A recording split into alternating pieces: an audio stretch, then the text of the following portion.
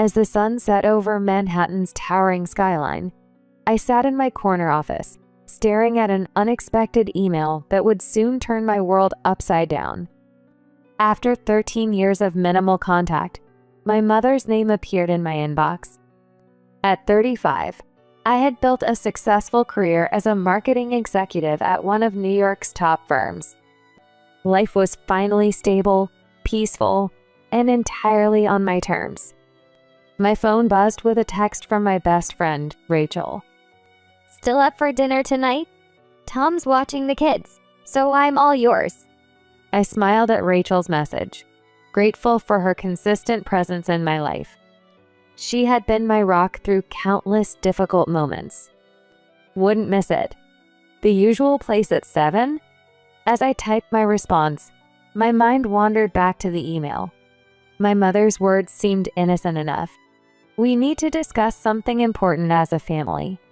But in my experience, family discussions had never been about my well-being. Nathan, honey, I might be a bit late tonight. I called my husband of 8 years, my voice betraying my unease. Everything okay, Meg? You sound worried. My mother sent an email. They want to meet. After all this time? Do you want me to come with you? Please. You know how they are. I closed my laptop and gathered my things, memories flooding back unbidden. Growing up in the shadow of my older sister Victoria had been like living in permanent eclipse. Victoria was everything my parents had dreamed of: tall, graceful, academically brilliant, and socially perfect. I, on the other hand, was their surprise, unplanned, unwanted, and chronically ill. The security guard smiled as I passed through the lobby. Have a good evening, Mrs. Parker. Another late night? Just heading to dinner with a friend, George, trying to maintain some work-life balance. I stepped out into the cooling evening air, my heels clicking against the pavement as I walked to the restaurant where Rachel waited. Meg, over here. Rachel waved from our usual corner table, 2 glasses of wine already poured. You're not going to believe what happened today. Spill it. You've got that look, the one you had when Victoria showed up at your office 2 years ago. I pulled out my phone and showed her the email. After 13 years, what could they possibly want now? That's what scares me. They never reach out unless they need something. Rachel reached across the table and squeezed my hand. She had been there through everything: the medical emergencies, the therapy sessions, the nights when the weight of my family's rejection felt unbearable. Remember when we met? First day of college, both of us trying to escape our families? How could I forget? You were the only other person in the dorm crying after their parents left, though for very different reasons. I smiled at the memory. While other students were homesick, I had been crying tears of relief. I should call my grandparents before meeting them. They always saw through my parents' act. Good idea. Your grandmother practically adopted me too, after all those holidays I spent at their place. Back home that evening, I found Nathan in our son's room, reading him a bedtime story. Our 5-year-old Michael was already half asleep, clutching his favorite dinosaur toy. Look who's home, buddy. Want to say goodnight to Mom? Mommy, did you catch any bad guys at work today? I laughed at his ongoing belief that my marketing job involved fighting crime. Not today, sweetheart. But I did help make some beautiful advertisements. After tucking Michael in, Nathan and I settled on our living room couch. I called my mom. She says we can drop Michael off with her if we need to meet your parents. I don't deserve your family. Hey, they're your family too. Mom practically adopted you the day we met. That night, as Nathan slept beside me, I lay awake scrolling through old photos on my phone. I paused at one from my high school graduation, my parents beaming proudly at Victoria in her valedictorian robe, while I stood at the edge of the frame, partially cut off. I opened my email and finally replied to my mother. Nathan and I can meet Saturday at 2 p.m. Please let me know where. The response came almost immediately, as if she had been waiting. "Your father and I will host at the house. Victoria will be there too." My heart raced at the mention of our old family home. That house held too many memories, most of them painful. I called my grandmother first thing in the morning. "Grandma, they want to meet. All of them." Oh, sweetheart. What do you think they want? "Nothing good. It's never good when they want to discuss as a family." Whatever it is, remember you're stronger now. You have Nathan, Michael, and all of us who love you for who you are. That Saturday morning, as Nathan and I drove to my parents' house, memories of my childhood flooded back. Memories I had tried so hard to suppress. I was born 3 months premature, with a congenital heart condition that required multiple surgeries before I was even a year old. The familiar white colonial house came into view, and my hands tightened on the steering wheel. "We can turn around anytime you want." "No, let's get this over with." As we walked up the pathway, I remembered being 8 years old, struggling to breathe after Victoria had chased me around the same yard. She's just playing, Margaret. You need to toughen up. My mother's words from that day still echoed in my mind. The door opened before we could ring the bell. Margaret, darling. And Nathan, how lovely to see you both. Her smile didn't reach her eyes. It never did when she looked at me. Come in, come in. Victoria's already here." The living room looked exactly as I remembered. Photos of Victoria's achievements covering every wall. Not a single picture of me in sight. Little sister, it's been so long. Victoria rose from the couch, perfect as ever in her designer outfit. At 40, she looked like she had just stepped out of a magazine. "Hello, Victoria." Sit down, everyone. We have something important to discuss. My mother pulled out a thick envelope from her desk drawer, and my stomach dropped. Victoria has been trying to have a baby for the past 5 years. The room suddenly felt smaller, and I could feel my heart beginning to race. The same sensation I'd felt countless times in this house as a child. The doctors say I can't carry a child. Something about my uterine lining. But we found a solution. You're a perfect match, Margaret. I felt Nathan's hand tighten around mine as my mother pulled papers from the envelope. We've already spoken with the fertility clinic. They say with your medical history cleared up, you'd be an ideal surrogate. Medical history cleared up? What exactly do you mean by that? The words medical history cleared up rang in my ears like an alarm bell. What do you mean, cleared up? My heart condition hasn't gone anywhere. Oh, don't be dramatic. You haven't had any episodes in years. The specialist we consulted said it wouldn't be an issue. Which specialist? Because Margaret's cardiologist specifically said another pregnancy could kill her. The room fell silent. I watched my mother's face carefully, seeing that familiar flicker of dismissal I'd known all my life. Now, let's not overreact. We've had the best doctors review everything. What exactly did you show these doctors? Just your recent medical records. They say you're perfectly healthy. A chill ran down my spine as I remembered my near-death experience during Michael's birth. Recent records? The ones that show I nearly died giving birth to Michael? Those old records aren't relevant anymore. People exaggerate these things. Exaggerate? I was there. Her heart stopped for 2 minutes. But she survived, didn't she? And now she has a chance to do something meaningful for the family. The room started spinning slightly, just like it used to during my childhood cardiac episodes. Show me what records you gave them. Margaret, don't be difficult. This is about family. The records, now. Victoria needs this. After everything we've done for you, you owe us. Done for her? You mean like the medical bills her grandparents paid? Or the emotional support your family never gave?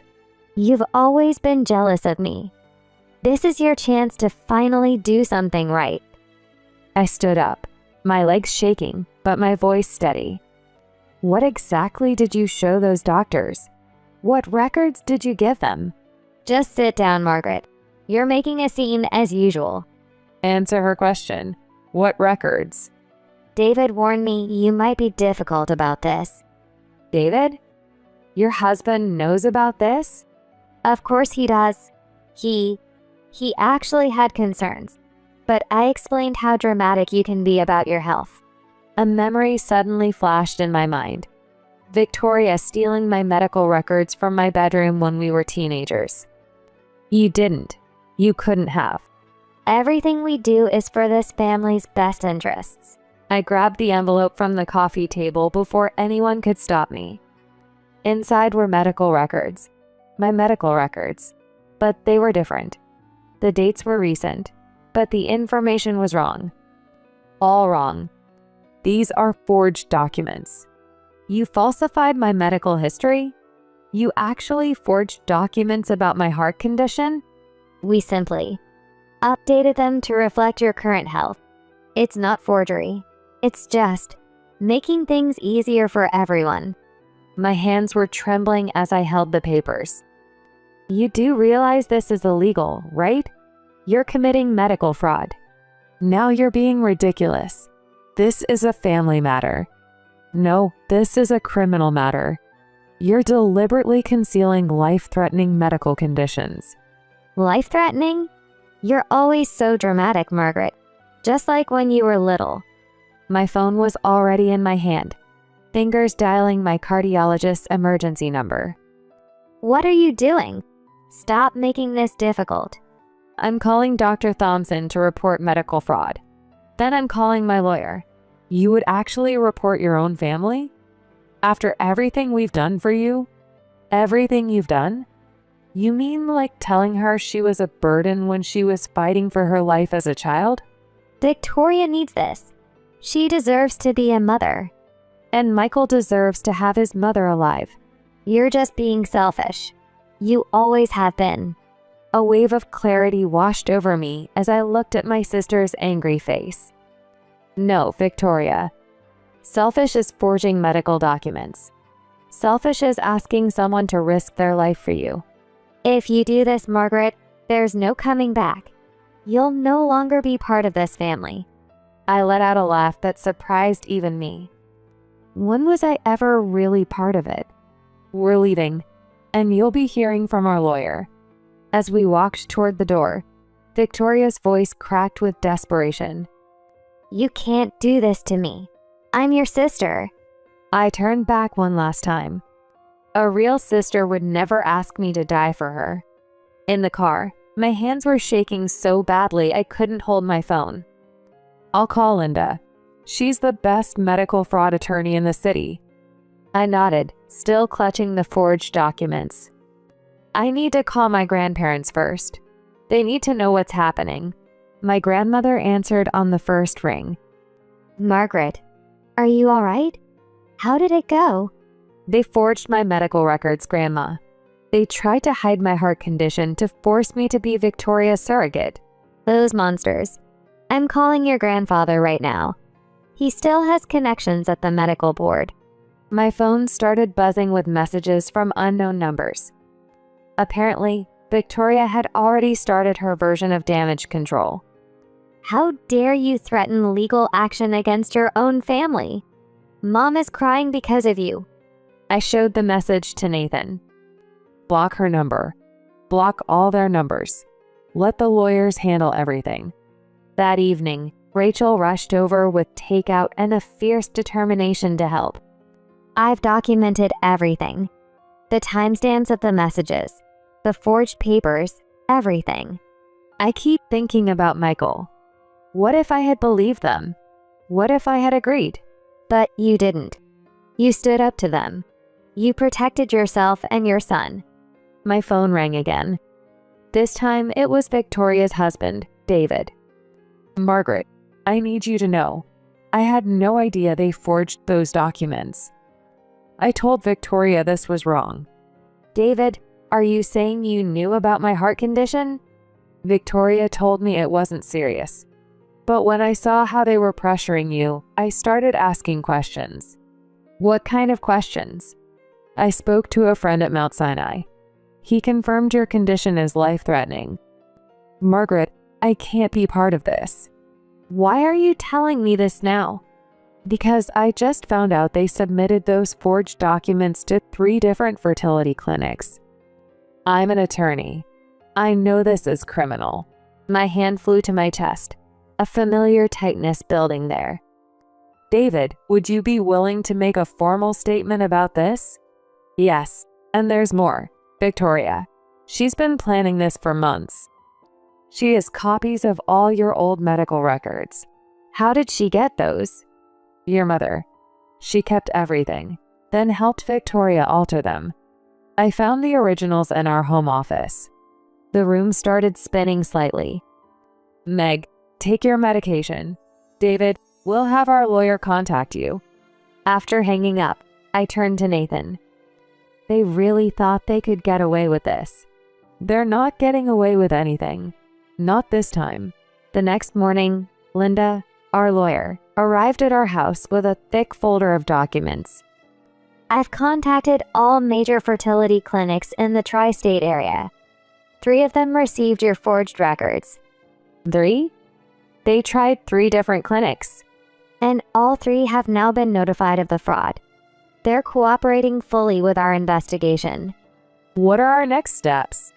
First, we're filing for an emergency restraining order. Second, the clinics are pursuing their own legal action for medical fraud. My phone buzzed with another message, this time from my cousin Sarah. The whole family is talking about what happened. Victoria's telling everyone you're lying about your heart condition. What else is new? But I remember when you were in the hospital as a kid. I'm telling them the truth. Just then, an email arrived from David. He had attached scanned copies of my original medical records, the ones Victoria and my mother had used as templates for their forgeries. This is exactly what we needed. David's cooperation changes everything. Will there be criminal charges? Medical fraud is a serious offense. Your parents and Victoria could face significant consequences. That afternoon, my phone exploded with notifications. Victoria had posted on social media. I can't believe my own sister would falsely accuse me of fraud when all I wanted was to start a family. Don't respond, Meg. Let the evidence speak for itself. Then came the email from the first fertility clinic. Mrs. Parker, we are deeply disturbed by this situation. Our ethics board has reviewed the forged documents and compared them with your actual medical history. The doctor's next words made my blood run cold. Had we proceeded based on these falsified records, the pregnancy would have posed an immediate threat to your life. We need to send this to Linda immediately. Just then, David called again. Victoria's having a meltdown. She just confessed everything to me. How they planned this for months, how your mother suggested forging the records. Why are you telling me this? Because I'm filing for divorce. I can't stay married to someone who would endanger their own sister's life. The revelations kept coming. My cousin Sarah forwarded a family group chat. They're all turning against Victoria and your parents. The truth is finally coming out. The family group chat messages were flooding in. I can't believe they would do this. Margaret nearly died giving birth to Michael. I was there at the hospital. This is criminal. Absolutely criminal. We've enabled Victoria's behavior for too long. My phone rang. It was my grandmother again. Your grandfather just spoke with the medical board. They're launching a formal investigation. How are you handling all this, Grandma? I'm angry, sweetheart. I've watched them hurt you your entire life, but this is unforgivable. Later that evening, Victoria's social media facade began to crumble.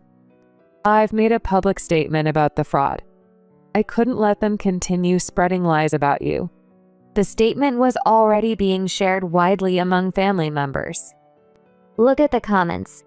Your Aunt Patricia is defending you. Even your mother's best friend is horrified. Then came the message from Victoria's fertility doctor. Mrs. Parker, I am deeply disturbed by this deception. We have blacklisted your sister and parents from our entire medical network. Their lies are catching up with them, finally. I never wanted this. I just wanted them to leave me alone.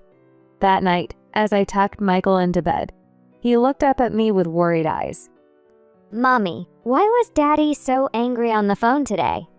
Sometimes grown-ups disagree about important things, but you don't need to worry about it. Like when Tommy at school took my dinosaur without asking? Sort of like that. Sometimes people do wrong things, and we have to stand up for ourselves. After Michael fell asleep, I found Nathan in our home office, reviewing documents with Linda via video call. The fertility clinics are pressing charges. This is beyond civil litigation now. What does that mean exactly? Medical fraud is a criminal offense. Your parents and Victoria could face serious legal consequences. I never thought it would come to this. My phone buzzed with a message from David. Victoria's been served with divorce papers. She's staying with your parents now. How are you holding up? Better than I expected. I can't be married to someone who would risk their sister's life for their own desires. A week later, the family dynamics had shifted dramatically. My cousin Sarah organized a family meeting without Victoria or my parents. We've all been blind to their manipulation for years. What they did to you, Margaret. It opened our eyes. The support was overwhelming, but part of me still felt hollow. I never wanted to tear the family apart. You didn't, dear. They did this to themselves. That evening, an unexpected email arrived from Victoria's fertility clinic. Mrs. Parker, our investigation has revealed that your sister was offered several other options for surrogacy. She specifically insisted on using you, despite being informed of the risks. They weren't just being careless. They deliberately ignored safer alternatives. I felt a weight lift from my shoulders, the last remnants of guilt I'd been carrying. The next day, my grandmother arrived with a box of old photographs. I found these while cleaning out my attic. Look, here you are at your first piano recital. The photos showed a smiling little girl, before the weight of family expectations crushed her spirit. Mommy, is that you? You are little like me. Looking at those old photos with Michael in my lap, I felt something shift inside me. Yes, sweetheart, that was me at your age. And look, there's great-grandma and great-grandpa at my school play. You were always such a bright, loving child. They just couldn't see it. The legal proceedings moved swiftly. Linda called with updates. All 3 fertility clinics have filed formal complaints. The medical board is revoking your parents' medical power of attorney. And Victoria? She's facing charges for medical fraud. David's testimony was crucial. That evening, Rachel came over with a bottle of wine and takeout. Remember in college when you worried you'd never escape their shadow? Look at you now. I just wish. I wish they could have loved me for who I am, their loss. Look at all the people who do love you for exactly who you are. Michael ran into the room, clutching a drawing. Look, Mommy, I drew our family. There's you and Daddy and me and Grandma Jane and Aunt Rachel. His drawing showed only the people who truly cared about us. Nathan's mother, Rachel, my grandparents. And suddenly, I understood. Family isn't about blood or obligation. It's about love, respect, and protection. I hugged my son tightly, grateful for the family we had chosen and built. The next morning, I wrote one final email to my parents and Victoria. I forgive you, not for you, but for me. I'm letting go of the pain and the guilt. I have a beautiful family who loves me unconditionally, and that's all I need. I clicked send and closed my laptop, walking out to join Nathan and Michael in the garden. Sometimes the family you choose is more precious than the family you're born into. And as I watched my son playing in the sunlight, protected by people who truly loved us. I knew we had finally found our happy ending.